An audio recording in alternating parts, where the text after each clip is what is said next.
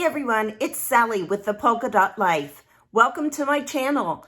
Today we are going to be talking about a Merry Hello stamp set. It is probably a stamp set that you didn't even notice in the holiday catalog, but we're going to take a deeper look at it today. We're going to make this really quick and easy card, and we're going to be talking about some unusual color combinations that you may have never even thought about. Join me over at the stamp desk and let's get started. If you have your holiday catalog, I want you to open it. This is the back cover. That's page 83. So just one more page back, and that's page 81, and that's where you will see the A Merry Hello stamp set. That is why I say you may not have noticed this, and even if you did, you might have skipped over it. On page 80, you will see it says, be the host. Do not let that scare you. That simply means if you place an order of $150 or more, you will earn Stampin Rewards. In turn, when you earn Stampin Rewards, you can use some of them for special hostess sets that they offer. And this time, they are offering a Merry Hello as one of the choices. There are some choices also in the annual catalog. But when you earn those rewards, you can take $10 of those rewards and apply towards this set. It is such a fun set. And I first started playing with it to do a team challenge, a color challenge for our team. And we'll talk about that in just a minute too. Okay, now let's do a little stamping. We have our long stocking. And like I say, with the Memento pads, I kind of like to give them a little rub over, and I press down pretty hard on those, and mine is particularly dry. I haven't opened my new one yet. I want to go ahead and stamp this on, leaving a little bit for that little topper part of the stocking.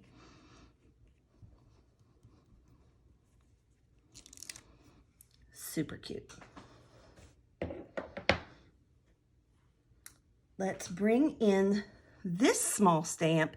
It even has the little stitching, or the treading, I guess you would say, for our stocking. And I apologize if my head is in camera.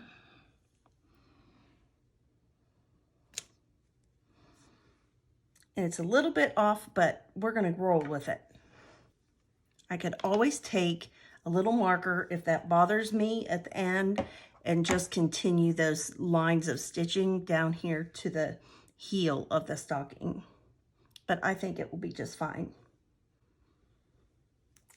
Now we're doing it the same mostly as the other one, but I just changed up our cardstock a little bit, and so this one, it matches with Cherry Cobbler.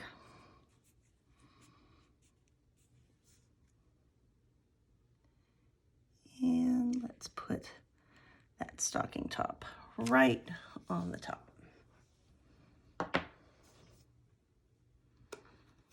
And I would have flipped this over, except I'm going to be honest and show you that I made a mistake on that one before. So every piece has two sides. And so that's the great thing, is you can always generally find something to fix your mistakes with. And let's move this one over to the side. We need to let it dry because we are going to be coloring with our blends. And this is just a scrap that I had left of some Whisper White cardstock. And we're going to bring in our Old Olive ink. Old Olive is a color that if you need a green, if you don't have a green ink yet for your supplies, that's the one I would recommend that you start with. It's friendly to a lot of different things. It works, it plays well with others, we should say. And let's stamp A Merry Hello. I love the fonts in this stamp set. They're a little bit whimsical, but they're still really fun. But they're still a little bit traditional too, I guess is what I want to say. And think that's it for now. We may come in and do some stamping on the inside of our card in a little bit. Not sure about that.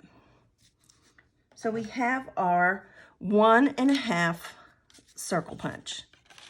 And I am just going to come in. This one, to kind of get it to center up, you have to cut a little bit of that Y tail off.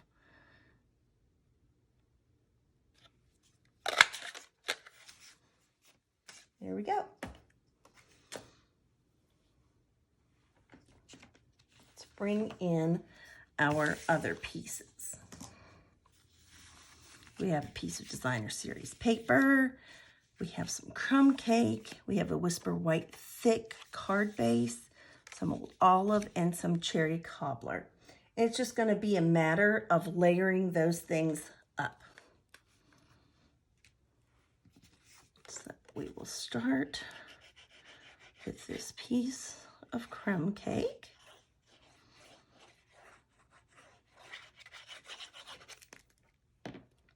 Crumb cake is also a nice neutral for a lot of things. You'll notice on my cards today, I'm using a lot of Whisper White thick for my card bases. Brandy Cox is my upline. And in one of our trainings, she was talking about how, you know, she has just been embracing this Whisper White card base. And it is true that it really goes with a lot of things. This is another suggestion I would have if you are just building your collection.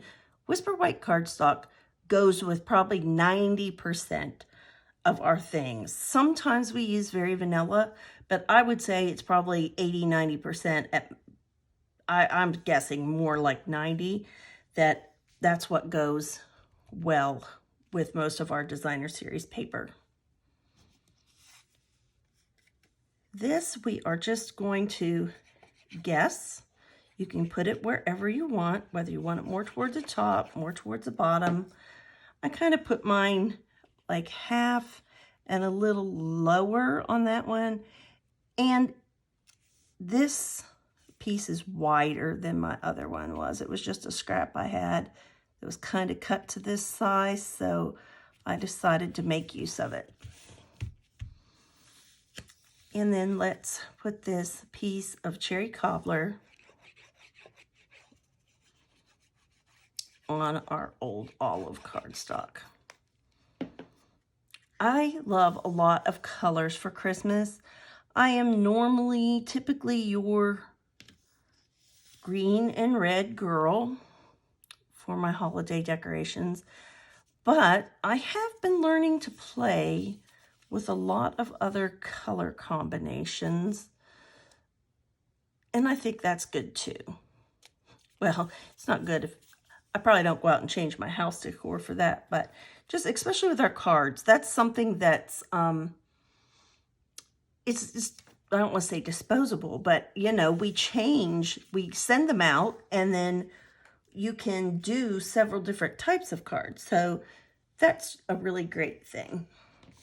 Let's move this over to the side and bring back our little stocking. And I am going to use this as a work surface protector.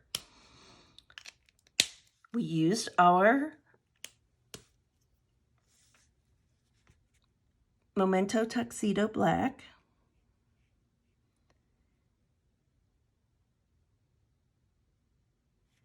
And it doesn't take much shading, but I found after experimenting with a few that I do like it better when I take the time to just put a tiny bit of shading in here. And so this is the dark blend.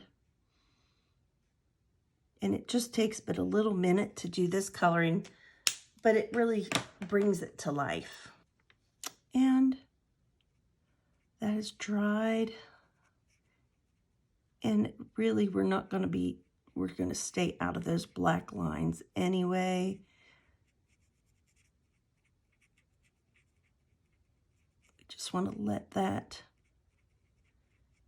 alcohol activate from the dark.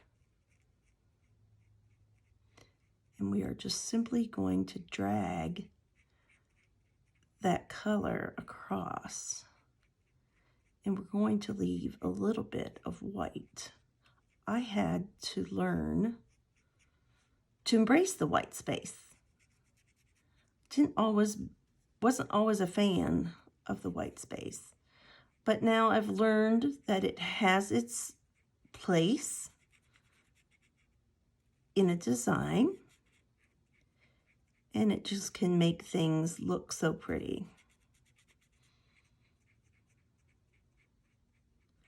So every month, our team has a color challenge, and you absolutely do not have to participate.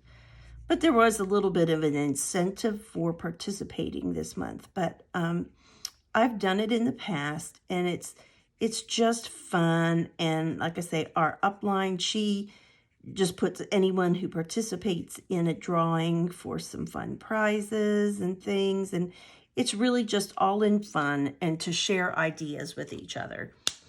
But she gives us a color combination, and they are not traditional color combinations ever. And so that was interesting. I was stumped, I have to tell you that. But I'm glad that I did it. And I actually am happy with how things turned out. So we'll cover up our boo-boo. And unless somebody watches this video and gets this Christmas card, they will be none the wiser to what we've had going on here. And we're just going to center this. Oh, got a lot of glue. Let me clean that up. I have been getting heavy-handed with my Tombow glue lately, and I'm not really sure why. I think, like I've shown you before, it's like I haven't had my normal slide factor, and I don't know what it is, whether there's the air in my home has been dry, maybe that it's cooler and our air conditioning isn't running so much, but yeah, that's the only thing I can think of that I've kind of just used more, but we've got that all fixed too. If nothing else, you will learn what not to do from watching my videos. So we are going to flip this over and put some dimensionals on the back.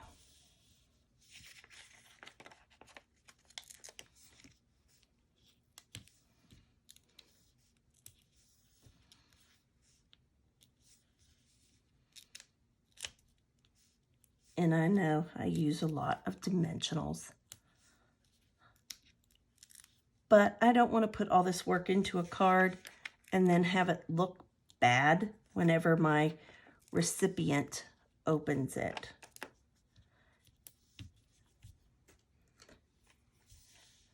So we are just going to pop these off.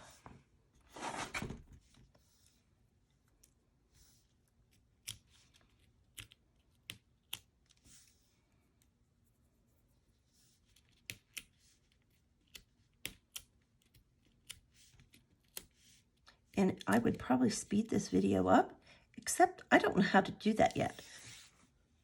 But we're learning. It's all been a learning experience.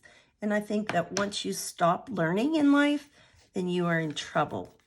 Do any of the rest of you feel that way? I think that life is always a journey of education of some sort or another.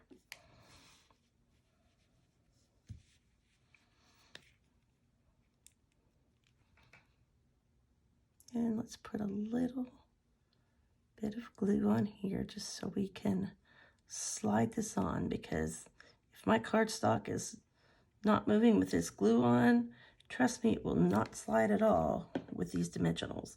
Once those are on and down, they are down. And you can just determine how close, how far away you want that from the edge, but you do want some of that cardstock peeking out through. It would look kind of, I don't know, not balanced if you put that clear over to the side. And I have decided that I want this little stripe colored, so I grabbed my dark cherry cobbler, And because we have so many layers between here and the inside of the card, we can get away with just doing this right on the card front. If it would have just been directly on the card base, I wouldn't color it in because it will bleed through, 100% guaranteed. But I just think that adds just a fun little touch.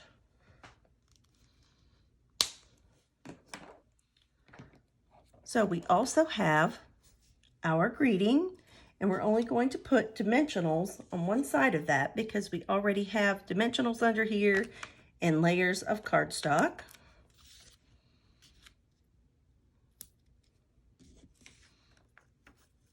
So we will just put 2 here on the side. And we'll put some glue on these and a little bit of glue right here. And you can put this down low or up a little higher. I kind of want to cover up a little bit of this seam down here. But since this strip is a little bit larger than my other one, it's just not going to look exactly the same. And that's okay too. So one of the things I wanted to show you, I'm going to come back and put some more bling on this, but I wanted to show you when I made one of my other cards that you'll see here in a minute, I didn't have any sort of ribbon or embellishment in that color. And I know my piercing mat looks really disgusting with all of my different stamps on it, but I hate to waste paper. And you know what? I'm going to do this down here just where I don't have so much color. I don't anticipate anything picking up and bleeding through, but I wanted to show you this. Now, I'm sure that we have something in Old Olive, but I just wanted to show you what you could do. Again, showing you all these things that if you only can just add a few supplies at a time, this crinkled seam binding ribbon is nice. It's thin and it's white. So just being white, it automatically goes with a lot of things. But did you know that you can just simply take the side of your alcohol marker and skim it on our ribbons, or our gems can be colored. You can pretty much color anything with an alcohol marker and it will stay, it will be permanent once it dries.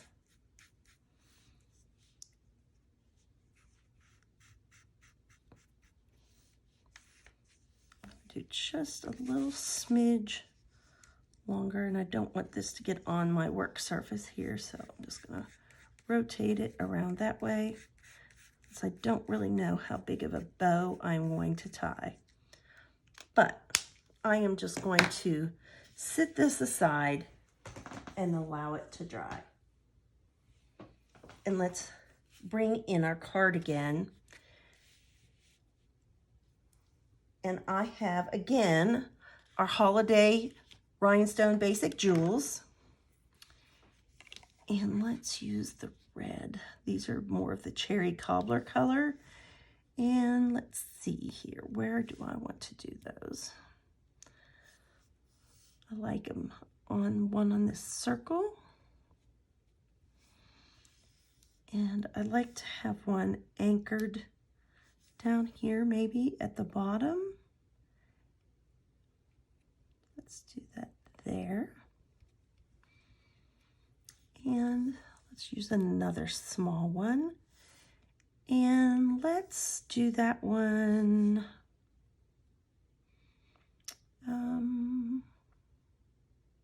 Let's do that one right there. You could absolutely put one on top of the Christmas trees. That would be super fun. I have tied a tiny bow with our now Old Olive ribbon off camera because none of you want to see me try to do that tiny ribbon on camera. It just takes too long. And my old lady eyes just can't do it too well anymore. Just taking a glue dot here and just smushing that around and get it a lot smaller. And I'll just put it on the back of my bow. And we'll just, this is a little bit different of a design than our original. But we can experiment and see whether we like it better with a bow or without a bow. I just wanted to show you that you can make these ribbons into any size that you want.